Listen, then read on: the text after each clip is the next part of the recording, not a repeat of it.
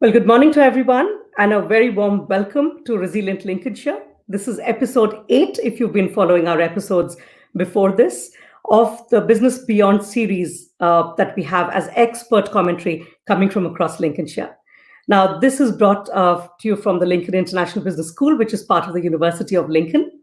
And, as a business school that's very, very close to its businesses in the region, in the UK, and even internationally, when we found ourselves at this moment of time where we needed to continue to keep the conversation with businesses alive, we decided to set up a digital platform whereby we can continue the conversations between academics and the power of what a university brings and businesses.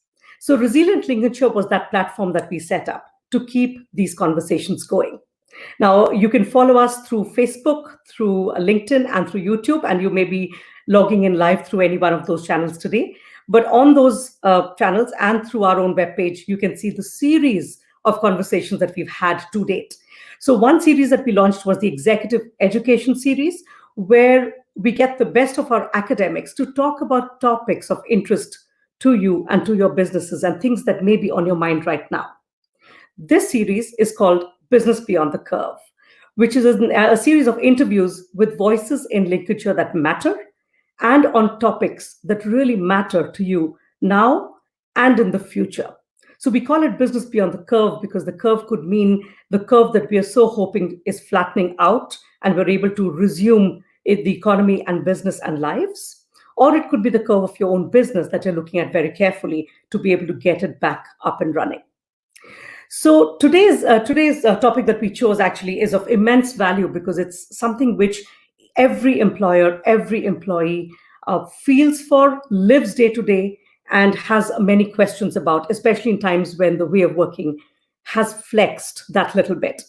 So we call it the future of the psychological contract in the HR context. So one is the contract that we have with our employers or with ourselves in our workforce if we're running our own businesses. But the other part is the psychological contract that we have. And we couldn't think of a better panel than the one that we have with us today on this particular episode. And I'd love to introduce you into the panel as I bring them up. But we're extremely grateful to the panel for being here with us today. So I'll first introduce on the panel Penny Lee. Penny, good morning.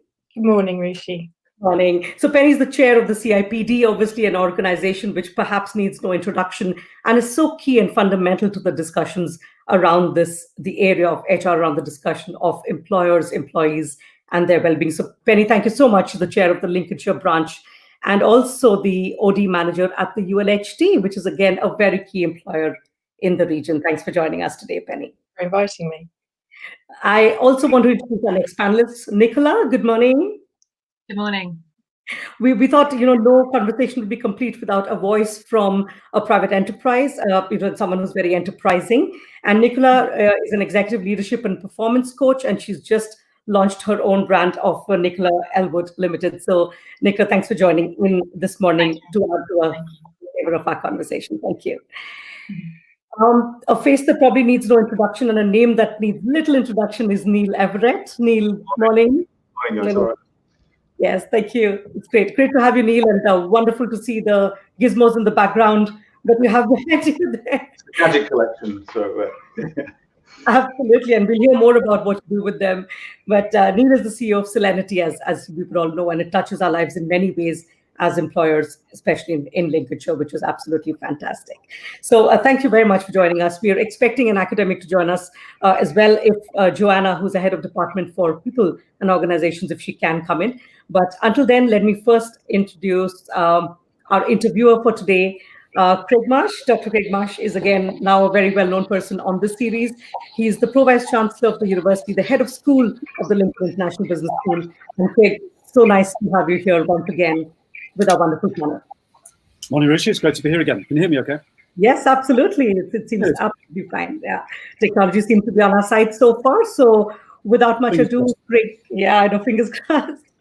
I'll hand over this wonderful panel and the subsequent discussion to Craig, and I shall be in the background just in case I need to step in. Fantastic. Thank you so much, Rishi. And good morning, everybody. Good morning to to our panel. And I'm looking forward to a really interesting discussion about something that is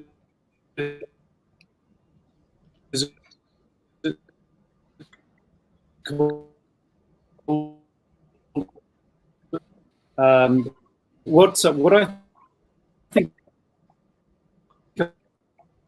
Sorry, sorry to interrupt. I think we have a bit of an issue with the audio.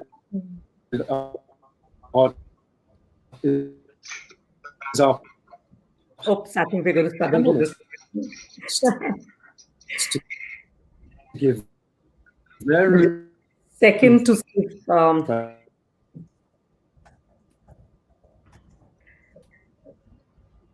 Just bear with us for a second while we get Craig to just realize that it is a bit of an issue with the audio.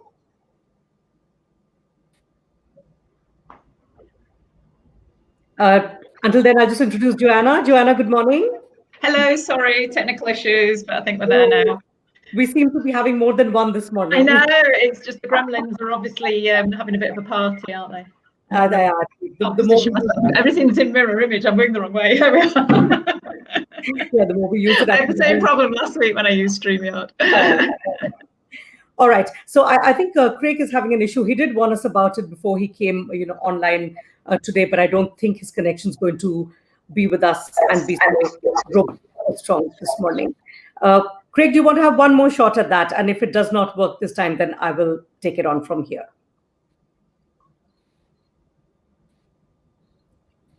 Okay, not okay.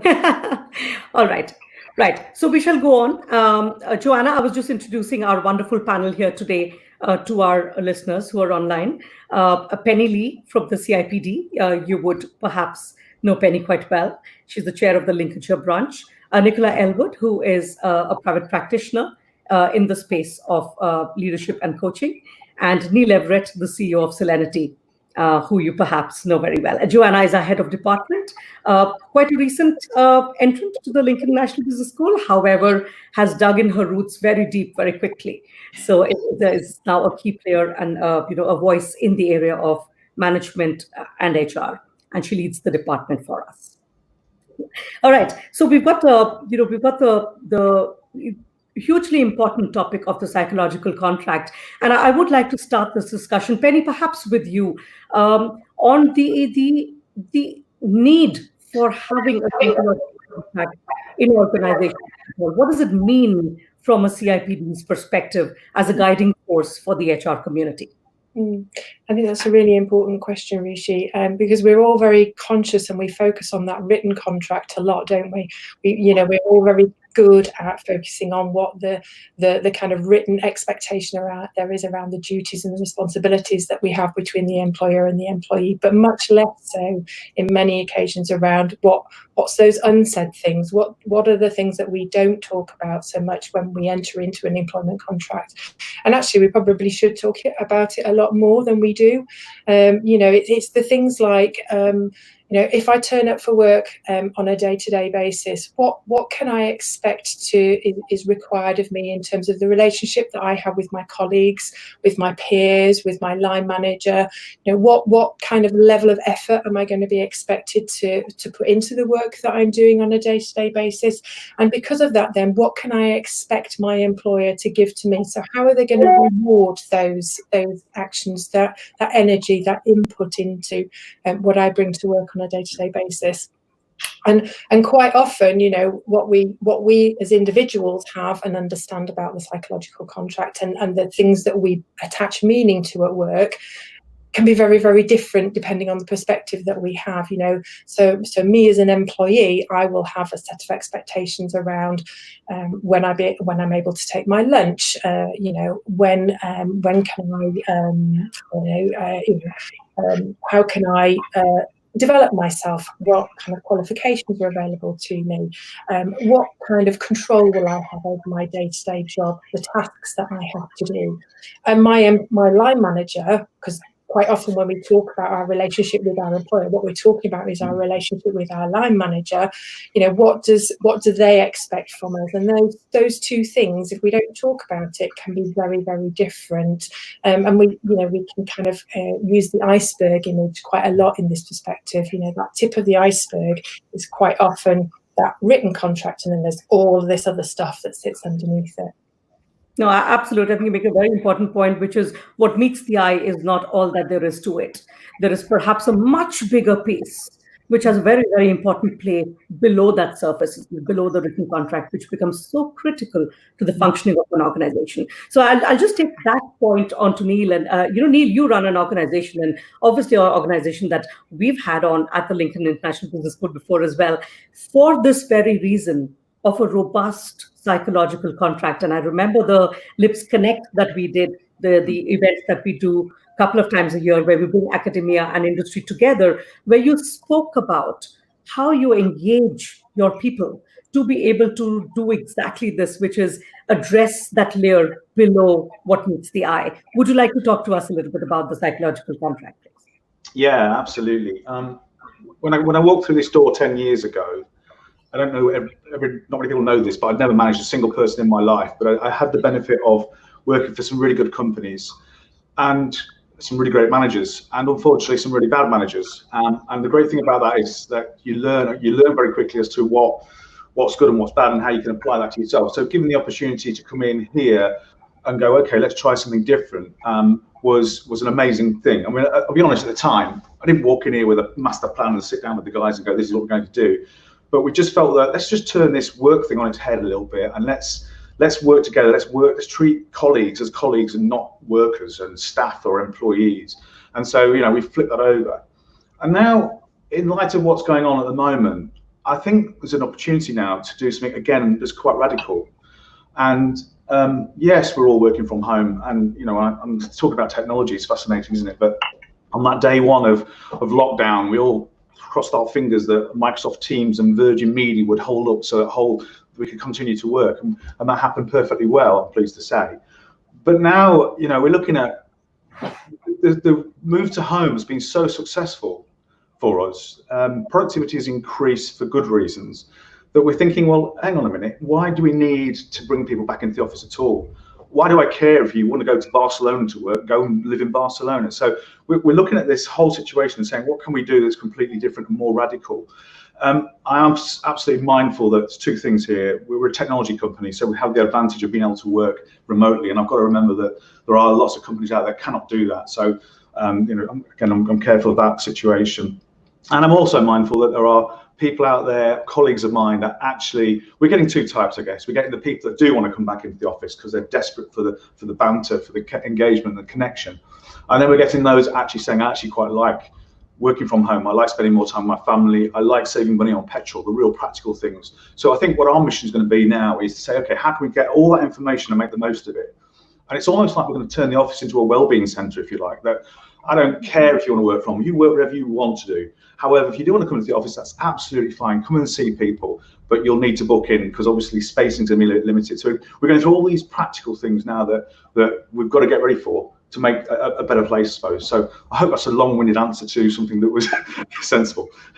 No, absolutely. It's a great start to what we would be digging deeper into as we go ahead in this conversation. But Joanna, I'll just move to you for a quick minute, which is, turning what Neil said, turning a well-being center into your workspace into a well-being center, but also a virtual well-being center. And Joanna, you as head of department at the business school, at the university, obviously have that responsibility of converting your team and your space into well-being center. How have you found this transition into what Neil just said of converting this virtual workspace into well-being center? Does that work for you, and what's your experience been?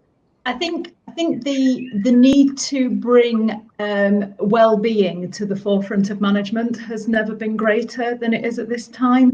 And certainly we saw, both in terms of obviously working in a university, we're working with people all the time, and normally we are very sociable and people oriented, and that social physical space of being together in the same place is very important to us. So it was a massive change for everyone, and we noticed that change almost in the learning contract, that learning psychological contract between students and the university, when we first changed and all had to work remotely and study remotely. But I also saw it in staff as well. And we went back to some really quite old and quite basic motivation theories, interestingly, that actually we spend quite a lot of time critiquing and challenging and not really saying that these work necessarily. And we took something like Maslow's hierarchy, which I'm guessing quite a few of your listeners will be very familiar with and will have studied at various points. And many A-level students are studying it now or will have studied it. And suddenly it took on new meaning, and the need to make sure we looked at our basic needs. Everything as basic as the grocery shop, to looking after our children, making sure we got enough sleep, making sure we were physically safe, because of course we were under threat of a physical illness, right through to security needs, and just that freedom to change the way we worked. Many of us, I'm sure, will have had meetings and connections like this with pets photobombing our cameras, children on knees, and previously a lot of those things wouldn't have been necessarily acceptable. And as Penny said, the unwritten things that are in the workplace, what is appropriate to wear, what is appropriate ways to behave, and bringing your children to work was seen as maybe a special single day rather than something that maybe happened normally. So suddenly we've had to change, and as a manager I felt I had to, some colleagues maybe give a little bit of freedom to say it's actually okay. And I wrote a very short paper detailing the stages of Maslow and saying, actually, if I play peekaboo with a colleague's toddler in the middle of a finance meeting, it's okay. This is something I would never think of doing in a normal work situation prior to the situation we found ourselves in. But certainly we all had to give ourselves freedom. And the other thing I have done, just moving on to Maslow's social needs, is make sure that we've all had opportunities to connect. And I never ran weekly departmental meetings before. Academics are very busy, we're all doing lots of different things, and the last thing we all need to do is gather in a room on a weekly basis. But twice a week now, I have just informal catch-ups on Tuesdays and Thursdays, and it's voluntary. People don't have to, it's not a compulsory meeting, but quite a few people connect. And I think I've found it useful, not particularly to connect with me and listen to me talk about work stuff all the time, but just to connect with each other. So we've come up with a number of social and very practical things to enable people to adapt to what I think is going to become a very different psychological contract as we move into this kind of living with COVID world that we're starting to emerge into now. Thanks. I think you have plenty of thoughts in there, of what one has had to do. However, making it work right, going back to the fundamentals of what makes people tick. Nicola, I'm going to pick on a few points that each of these the panelists have made so far, because it falls sweetly into the area that you work in. So Neil, for example, mentioned that before he started Celerity, he had never managed a single person before. Joanna talked about basic motivation theories, absolutely going back to fundamentals, Maslow's hierarchy. Penny gave us an overview of what the depth of that psychological contract is. Nicola, you work with a number of leaders towards coaching them into being the most effective part that they can be. Now, when you look at these drivers and this change that's happened today and the situation we find ourselves in and the importance of the psychological aspect of this whole thing, how do you guide your leaders in this situation to be able to go back to those fundamentals when they may not have done such a thing before at all? I think I often refer to the phrase the human resource. We have this amazing human resource that are all actually a bunch of humans, it's about, when I'm working with leaders, and I have kind of two different hats that I often, when I think about this concept, I have two different hats. So I have the coach working with the leaders to help create the conditions for employee engagement, I guess, and my background is also working within one of the leading employee engagement consultancies. So I kind of feel really passionate about this. And I can't remember, I think it might have been Neil was talking earlier on about, about sort of defining kind of what we do. But ultimately, this is about, we're a group of colleagues all working together. And who are we? How do we behave? And when we think about the psychological contract, it's helping the leaders realize the part that they play in creating that, almost building a sense of ownership, a sense of realizing how important that they are, that they really do connect to their people. This is all about culture. This is all about, well, culture is the way that we do things here. And a psychological contract is really tricky because it's constantly evolving and it's constantly changing. And almost as soon, if you try and put it down on paper, as soon as it's on paper, it's out of date. And so I contract with every client I begin working together with. I'm like, how do we do this? How do we work together? What works for you? What works for me? And it's really almost taking that principle into an organizational environment. You may have heard this phrase before, and I'm sure you will resonate with it, that people join an organization and they leave their line manager. So what Penny was saying earlier on about the line manager is absolutely fundamental in this. They are the people who will create that psychological contract. So no matter what level I'm coaching at, whether it is, chief exec or MD, or if it is first line manager, it really doesn't matter. It's about being clear on how they create those conditions that are mutually appropriate and suitable and agreed, really. And then raising their awareness of it's their role to help shape and create that culture. So from a coaching perspective, that's often where my work is. So this is a very interesting point, actually, Nicola, that you're raising.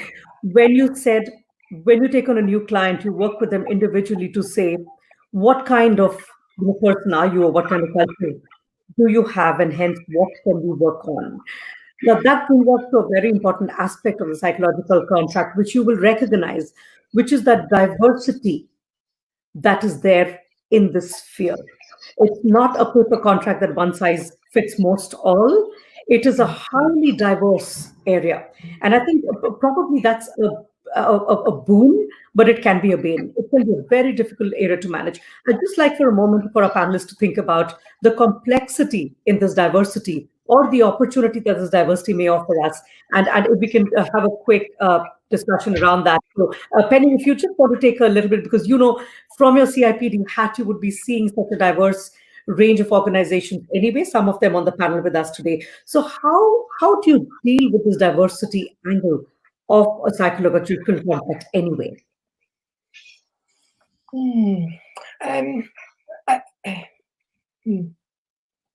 I think that's a really interesting question, Rishi, and I think what's sprung first to my mind is the support that we give to our leaders and managers in being able to understand the diverse needs of our workforce, and giving them the confidence to be able to have those conversations. Because I think where one of the barriers is, we don't like talking about our feelings at work. We don't like talking about how we show up sometimes, and the fact that actually we do get frustrated sometimes.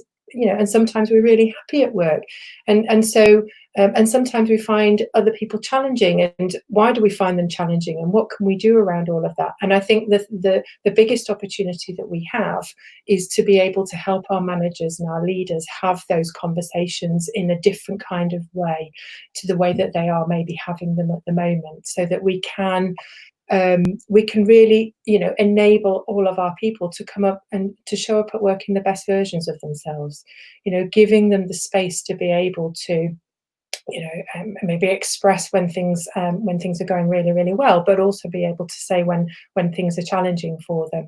And I think that the what Neil touched on in terms of being able to create spaces for people to be able to do the work in different ways, whether that's remotely, whether that's using new technology, whether that's recognizing that they need to be in a workspace, they need to be with their colleagues, and what that means, and extending that into also in terms of the conversation around inputs versus outputs. Are we looking at outputs? Are we talking about those tangible things, or are we talking about outcomes? And how much are we allowing and creating and giving space for our people to say what they do and how they do it? And so I think those are some of the opportunities that we have as a profession. I think, you know, in terms of different organisations, different sectors, there's a massive spectrum out there, isn't there? In terms, you know, Joanna talked about the university and recognising the different, you know, actually there was a marked similarity between the members of staff and the learning experience that they were having, and what that triggered for them, in the same way as it did for students, and how they needed to respond to that. That's going to be very different to somewhere like, you know, Lincolnshire County Council, which has got, you know, pretty much everybody working from home at the moment, and is, you know, and is having to manage and deal with that in a different way, versus the hospital, where actually there's a whole group of people that have to be frontline, have to be there, have to be visible, have to be providing a service. So, you know, the opportunities to really enable our managers to have those conversations that enable relationships to be at the heart is the challenge for us, and the opportunity.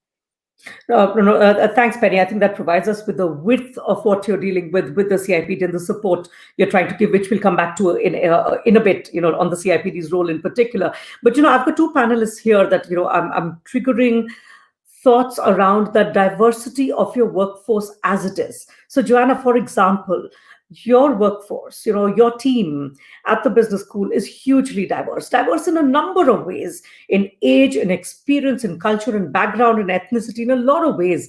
Now, the diversity of the workforce, you know, multiplied by the diversity of the psychological contract, surely must be creating a complex web. So what view do you take on managing this diversity from a leader point of view?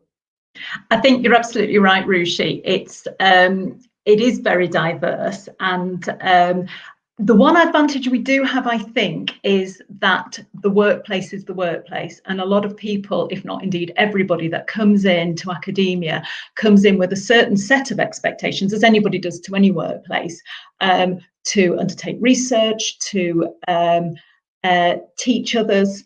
And that kind of holds a common theme and a common thread, and that's very important. In terms of the practicalities, we are seeing, I think, increased questions and requests sometimes. So having worked remotely now for a number of weeks, there are a number of people who actually quite like this. And as you say, within my team, the nature of the work is quite diverse as well. So we've got, in normal circumstances, whatever normal will be in the future, traditional teaching and learning in a university setting, in lecture theatres, in classrooms. We also go out into industry and out into employers and go on visits. But we also do a lot of work-based distance learning, the majority of which is done online and has been done online for many years. So in some ways, our adaptability and change was relatively painless in some aspects. And some colleagues have seen this and thought, I actually quite like this, and this is something I could work with, because it enables me to have a work-life balance that I just wouldn't have been able to have previously. So as a university, as an employer, and as a manager, I've got to kind of balance all of those things, or we have to balance all of those things, in terms of maybe providing that experience, that learning experience, in lecture theatres and classrooms as we would normally intend. And certainly that is our hope, aspiration and vision for the future. But alongside that, melding it with the new technologies and the new ways of working we've embraced, to enable people to do that. So in terms of that diversity, it's recognising we have an advantage that we're a diverse organisation with diverse delivery methods and work that needs to be done. Again, a lot of research can be done from home or done out in the field. It doesn't necessarily have to be done in a designated workspace. But we also have different motivations. And again, a different motivation theory that I quite like, that I think helps encapsulate this, and it also does touch on what Penny's said previously, and thinking about work in different organisations and different locations, is around expectancy theory. And a simple expectancy theory is Vroom's expectancy theory, which talks about the rewards we value. The first thing, do we value the reward? Do we want to work from home? Do we want to work socially, as Neil referred to before? Do we want to develop ourselves and improve ourselves, as Nicola's referred to, and maybe become better leaders, better versions of ourselves? Different things will be of value to different people. Many years ago, when I taught professional students, mature professional students, we had a system where you had to pay, I think, £200 to go on a training program, a residential training program. And I talked to a member of our finance department where I worked to bill this student for this extra payment, as we did it then. And she said, "Oh, £200 for a training program. I'd rather go to Ibiza." So clearly her values and her way of spending £200 was very different to this training manager who wanted to invest in their future and their career. So getting the value right is important. The second bit is the instrumentality, and that's the sense of if a manager or an employer promise, I put that in inverted commas, something via the psychological contract, do they deliver it?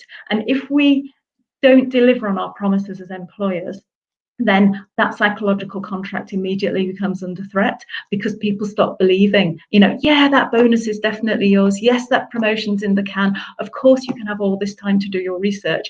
And then suddenly we don't give it. Then there's a whole set of problems. And different sectors can give more.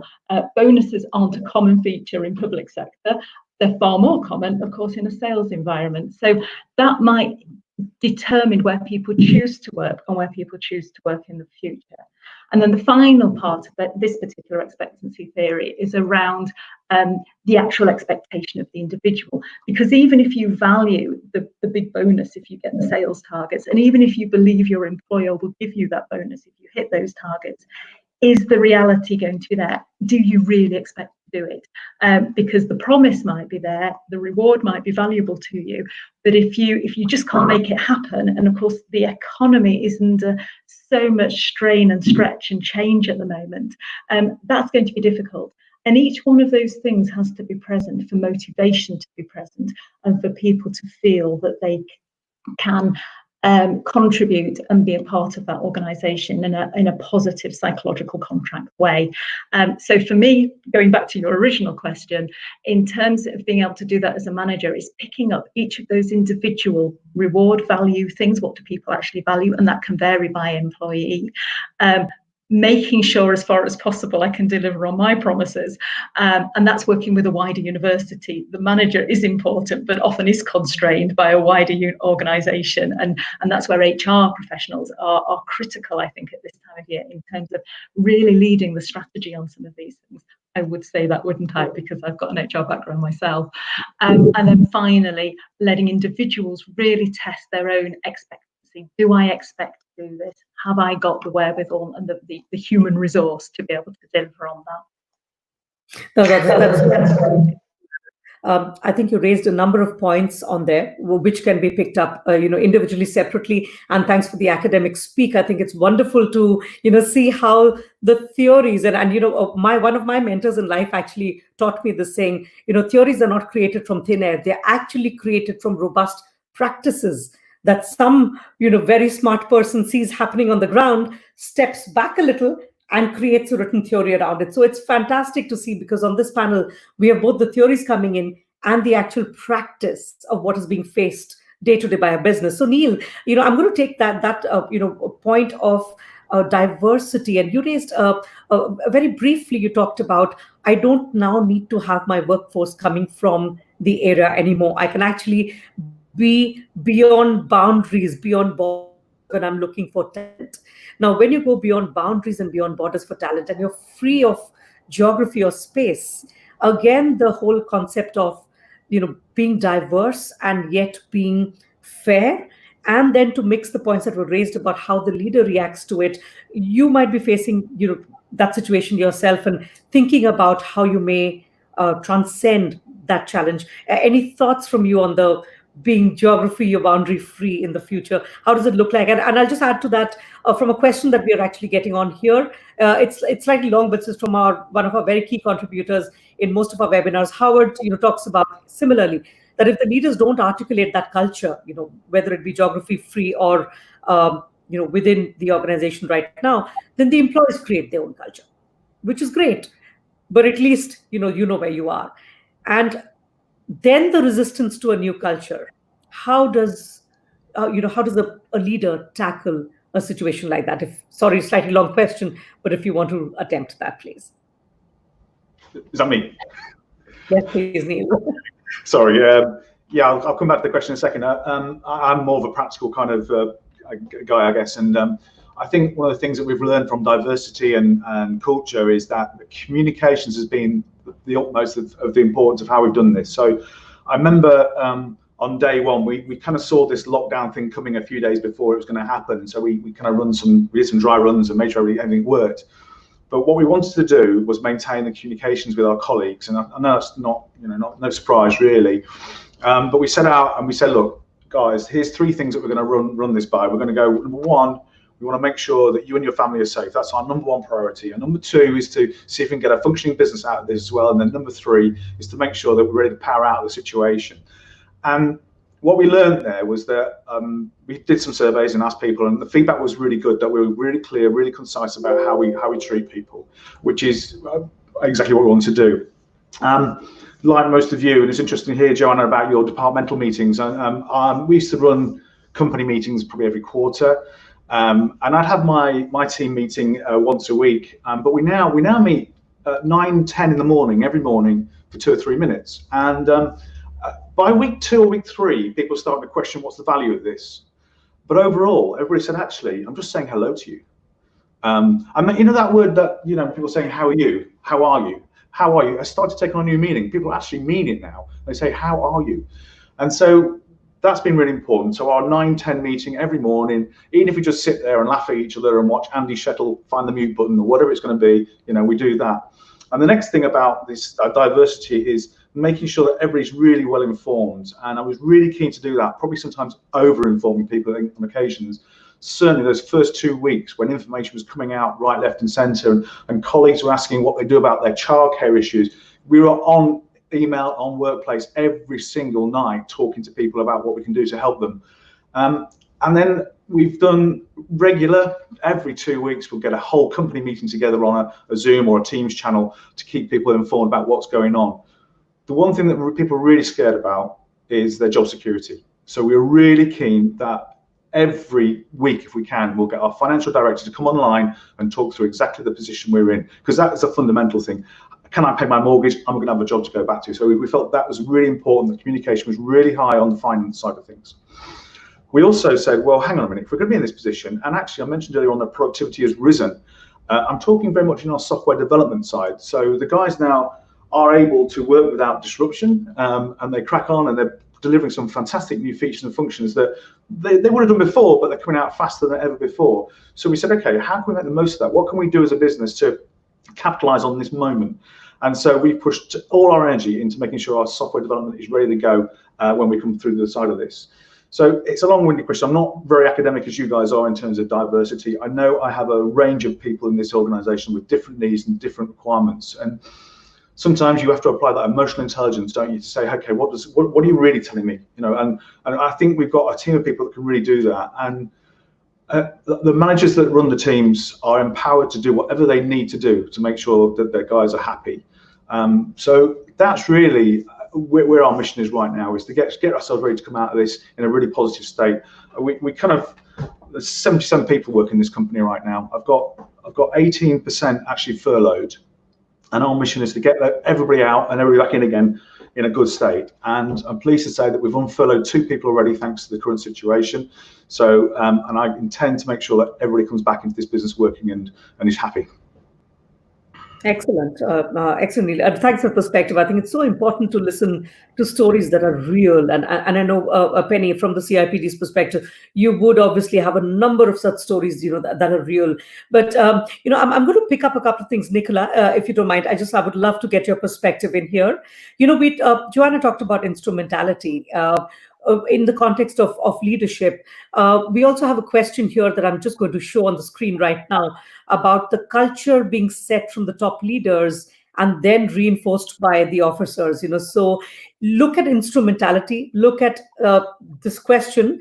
The fact that Neil said that comms becomes a very important linchpin to how that psychological contract is lived out day to day, both in terms of their well-being, just saying hello taking on a new value now, also to address practical things like job security. Now, can these traits be learned, or are these traits built into a leader? So from your coaching kind of experience, so this is the ask of today.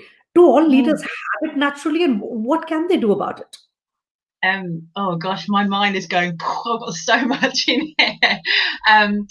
There is so much to say about this. 100% this can be learnt. 100%. And yes, of course, there are certain leaders who have it more naturally ingrained as part of their, I guess, their personality, but it's actually about their unconscious motivations. So, oh gosh, there's a few things around this, and I kind of start with that diversity point, because humans are diverse. Everyone has a different need, as Neil just articulated there, and this really does come back to that manager aspect, because the manager needs to have a skill set that enables great communication and emotional intelligence and empathy and rapport and engagement ultimately. So in answering that question, does this start at the top? 100%. The programs that I work and lead, and I'll tell you about some of those programs in a moment to give this a real context for you. Where those programs haven't been as successful is where it hasn't started at the top, where the middle managers have really done some great things, really equipped themselves with some lovely communications to create well-being, psychological safety, autonomy, mastery, purpose, all of those great outcomes, where it's not demonstrated at the top. You just get the response, well, why aren't they doing it? If I'm doing it, why aren't they doing it? So, and that creates a real challenge. So definitely it starts at the top. And then, I kind of wanted to just share it's like a model, and then kind of put that into some examples.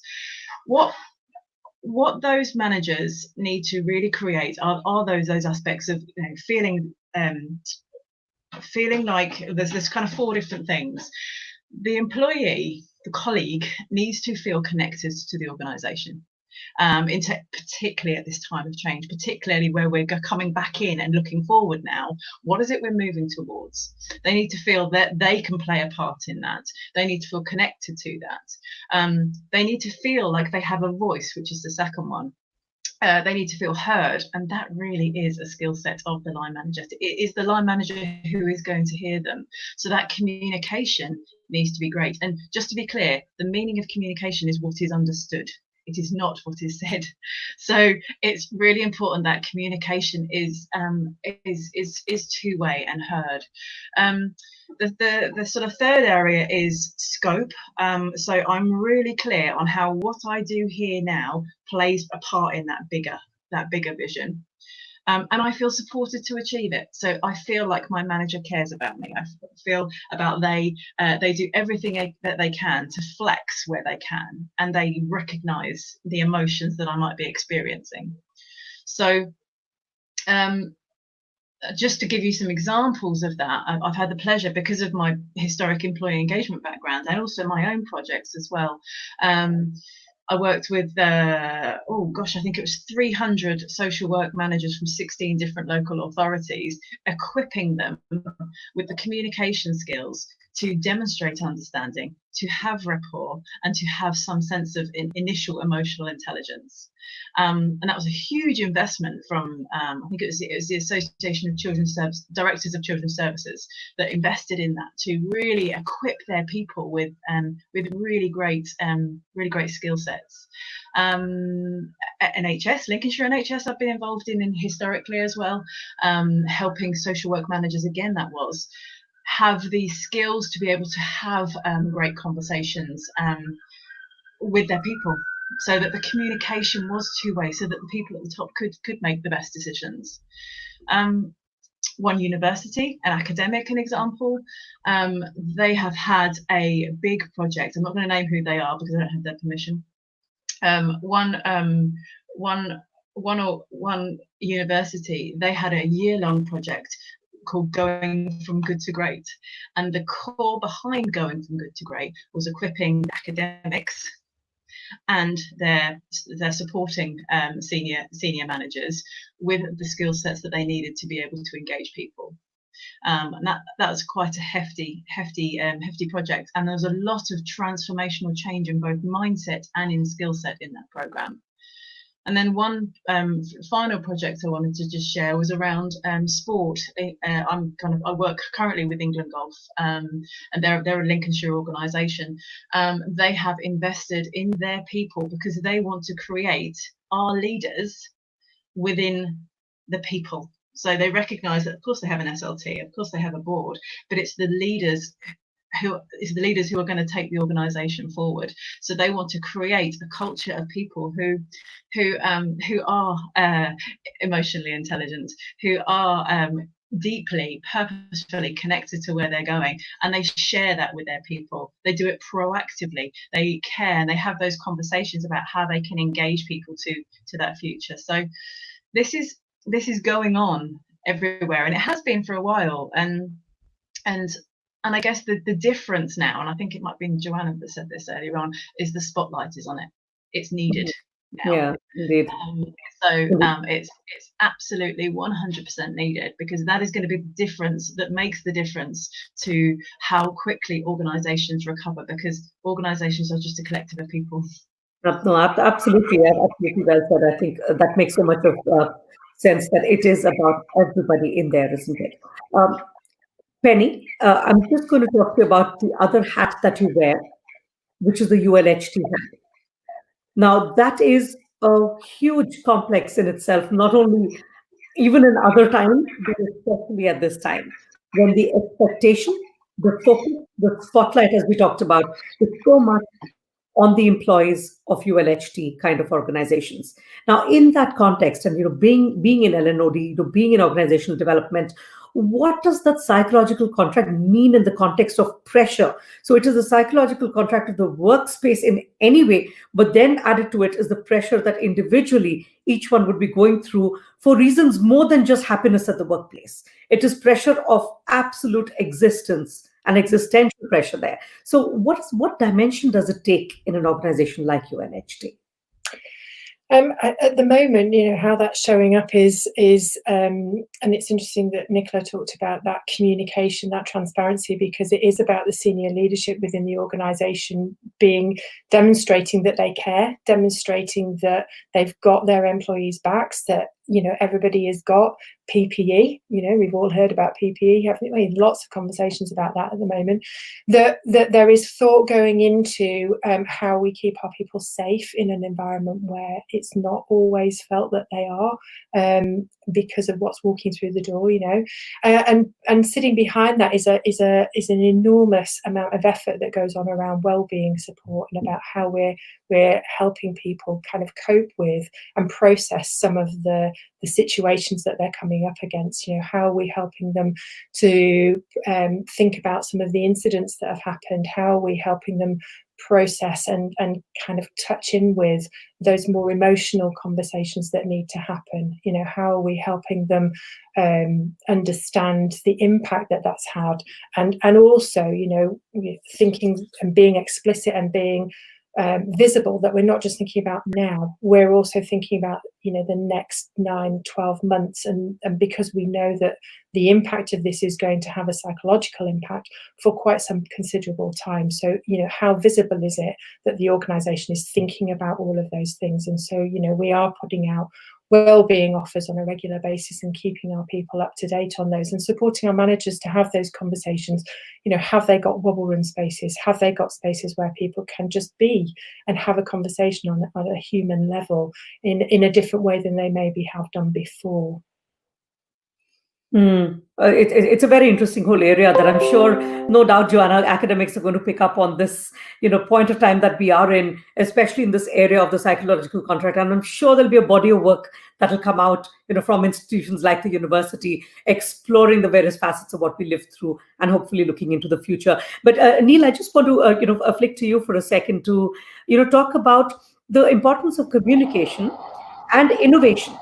So at a point like this, innovation cannot stop, because the wheels of innovation have got to go on to take us to the next level for when things open up as well. How can a leader, and especially in the context of the definition of leadership, which is leadership is actually everybody in the organization, isn't it? It's not just the hierarchy. There are so many theories that support everybody's a leader on a rotational basis, or the servant leadership, for example, and various other theories on leadership. How can that innovation be embedded in an organization at a time like this through a psychological contract that enables them to do so? Yeah, it's a really good question. We positively encourage people to think outside the box. And in fact, one of the posts we put on, if you're familiar with Workplace is a private Facebook site which we've used internally for 2 or 3 years. It's the most amazing tool and has proved invaluable during this time. One of the things that we put out very early on was that while you are at home, have a think about what else we can be doing as an organisation. What innovation can you come up with? And we got 2 or 3 suggestions, and one actually we've taken, one of our colleagues came up with an idea to support the education system, which we're exploring already. And I suppose, to answer your question, it was really letting people know it's okay to innovate, but number 2, it's okay to innovate outside of what we do. Just because we're a software company today doesn't mean to say that software is everything. And we kind of came up with a bit of innovation, if I may share with you. One of the things that we wanted to do very early on was to stay physically connected to my colleagues. How do I say I'm still caring about you, I'm still thinking about you? So and I went online and we were looking for things like, can I send gifts through Amazon and that kind of stuff, and we couldn't actually find anything we wanted. So we created a little business to be able to do that, to send out these little packets of niceness to our colleagues.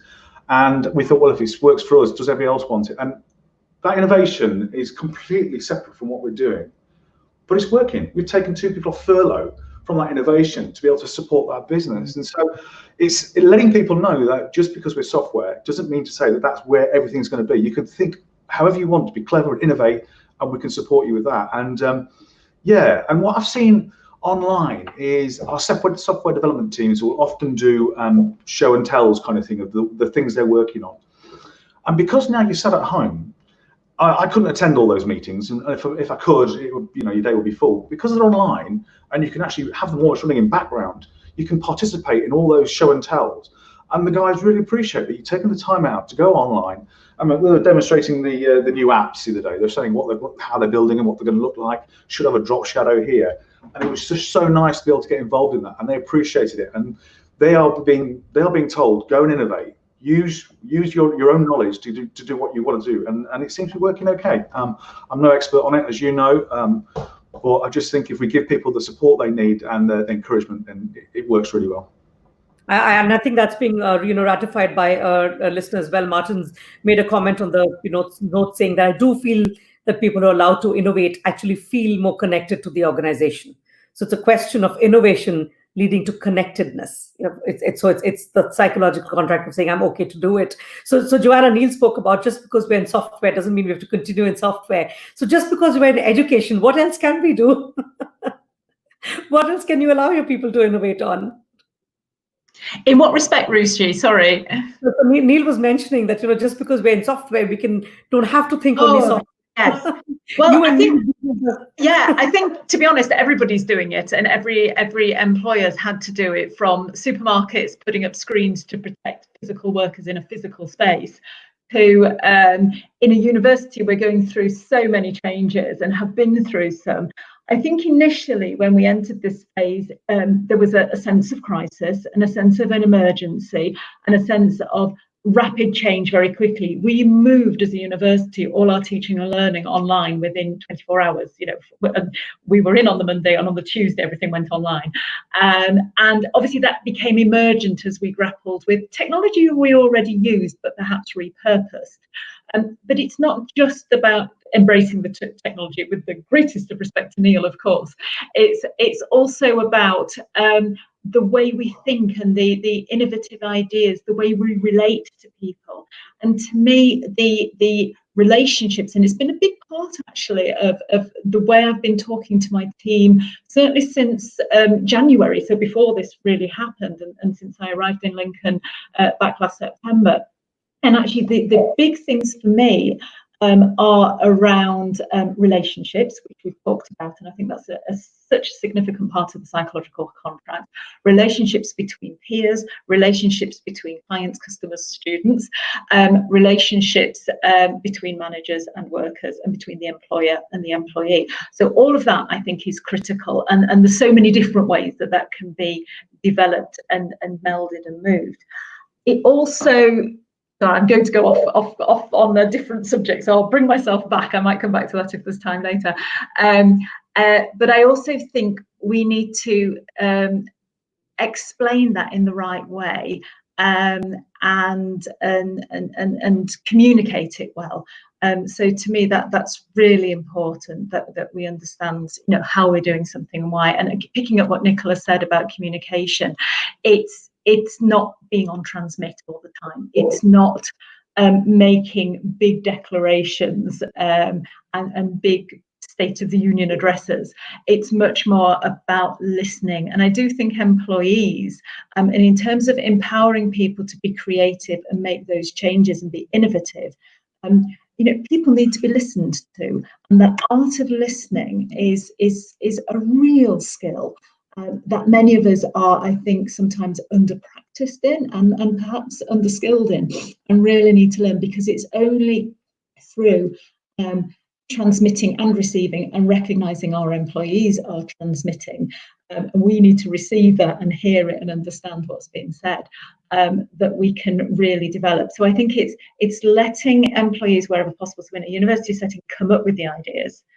The other thing I would just caution, which is where I was about to go off on a tangent, is maybe being careful that we don't expect too much, because there are so many resources and so much technology, and many of us have so many ideas.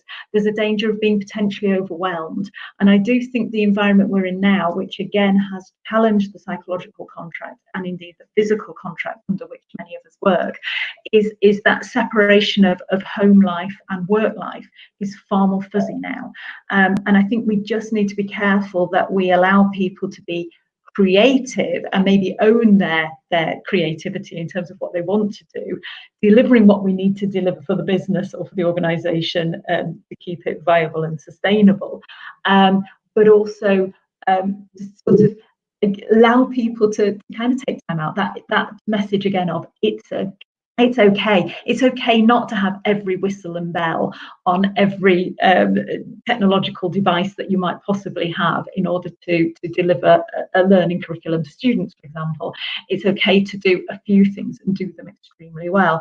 It's okay for one of you to do this because that's really an area of interest for you, and somebody else to do something different. So for me, it's going back to relationships, back to understanding what the outputs are that we want to achieve from all of this, and then using all of those things to serve us rather than to necessarily dominate us, and recognize that as individuals, people do have choices, and our individual psychological contracts will all be slightly nuanced and slightly different. Interesting. Very interesting comments there, Joanna. Thanks for that. There's a listener's a comment there from Magda Reed. Magda, thanks for the question. We may not have time to explore it, but she talks about inconsistency of messaging and how that is detrimental to this whole piece. And I think we wholeheartedly agree as a panel that that's what it's all about. I could just go on and on. There is so much for us to explore. Unfortunately, there is just such limited time for us to explore these aspects. Which is why we discussed that we wanted Resilient Lincolnshire to be an ongoing conversation, because these don't finish in just one panel or one conversation in time, but it just goes on and on. So just keeping an eye on the time there, I think it would be so apt then, to take all of what we discussed. We discussed the number of things around the psychological contract, the importance, the depth, the success factors of a psychological contract, and even some pitfalls. But to us individually, at the end of the day, it's how we view the paths that we want to take to enable and embed that psychological contract with the people that we lead at this moment in time. So I asked each of our panelists to actually bring on an item, that to them signifies an object that signifies the importance or the aspect, any aspect that they wish to of this contract. So it's time to pull that, wrap it out of the hat. So Penny, shall we start with you? What have you brought for us today? Thank you, Rishi. Yeah, and thank you everybody for a great conversation. I really enjoyed this. But my item is a Rubik's Cube, and it kind of struck me that me as an employee, I can see my side of the cube really, really nicely. But actually, what I recognise is how much we need to talk, and we need to share the different sets and the different sides and the different perspectives that we all have and that we bring to the psychological contract. And I think if we can promote and encourage conversations around that, then that will be the most important thing that we can do. Oh, that's absolutely amazing. The dimensions seen and unseen. That's wonderful. And also the ability that you have in your hand to make changes, and the control that you are also, putting that. It's a choice. What a wonderful object.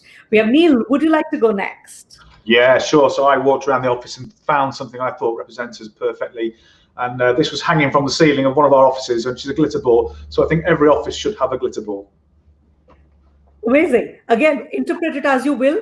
I'm sure Neil's got a set of interpretations in his head, but so many aspects, and the light you're shining out, the different dimensions of it, and like a diamond, it's as you see it is as it shines to you. So it's just so amazing, Neil. Thanks for bringing that through. Nicola, what have you brought to the table today? So I have something very similar to both of the previous ones, actually. So I don't know if you can see this. This is what we call pyrite. Okay. Yeah. And I just wanted to share the context first. Is our people have the answer. Our people have all the resources within them that they need to achieve their excellence. And imagine what it would be like if every single one of them was living and breathing their absolute best. So I believe it's the job of our managers and our leaders to really shine. Oh, hang on, can't get it. Yeah. Shine the light on our people. And if we shine the light and focus on them, they will absolutely be unlocked and shine for themselves. Fantastic. Well, what a lovely, parallel and explanation there. That's wonderful. Joanna, what have you brought for us today? Well, it was such a challenge, Rishi, and I thought I'm never going to be able to do this. And I didn't catch your request until quite late on, but I was suddenly struck with some inspiration. And I know it's very on message at the moment, but mine is a rainbow. And this is painted by my daughter. I can't get the angle right, and it's all very reflected there. We all know about our rainbows, don't we, at the moment? And the reason for that is, there's a pot of gold at the end of every rainbow, and it's kind of what that pot of gold is, which I think encapsulates a positive psychological contract. It doesn't have to be literal gold, but for some people that could be their biggest motivator, and getting that right actually underpins their psychological contract as well. But it could be very much around the right values, the right opportunities, the opportunities to grow and develop yourself. So it's imperative, I think, for employers to make sure that pot is the right pot for their organisation in the sector that they work in, and that the employees also want that pot, going back to Vroom, and valuing the reward, whatever's in that pot. So for me, that kind of summed up a little bit about a positive psychological. I think we did really well in the short time that I gave, the panelists, and I think it's so important to be able to sometimes personify it, in some way. And what's come out is color, light, shape, dimensions, and it's all that common thread, as we can see. And this was not prepared. This is something that you all have come up individually. So it's so well done, and thank you so much. And it just leaves me now to thank you so much for your time today, for coming on this panel, for honoring us at the Business School and the university. And it is an absolute pleasure to have hosted you today. My apologies that Craig could not host you. I hope, you could make do with me for the panel. And it's been an absolute pleasure. And I want to thank our listeners today for coming on. And there are live listeners, and then there are hundreds of people who log in later to these videos to view them, which I think is very important. But just to end on that note, the Resilient Lincolnshire series continues in a number of ways. We've got a number of things coming up even this week, and I'd like to show them up if you're okay with it. Coming up on Wednesday is one of our key faculty, Emma. She's going to take a much awaited session on the digital world and marketing planning in it. I already have a number of people who've told me they're going to be logging into this. So do come in and partake of this at 10 o'clock on the Wednesday, same place where you have logged in right now. But also continuing the Business Beyond the Curve series, we have a high-powered panel just like this one on the Friday, talking about compassionate leadership, right to the view of the sector, from children to youth to the older age group. And we're going to look at the dimensions right through of what the Business Beyond the Curve means for them on this Friday. And that's really a key part for us.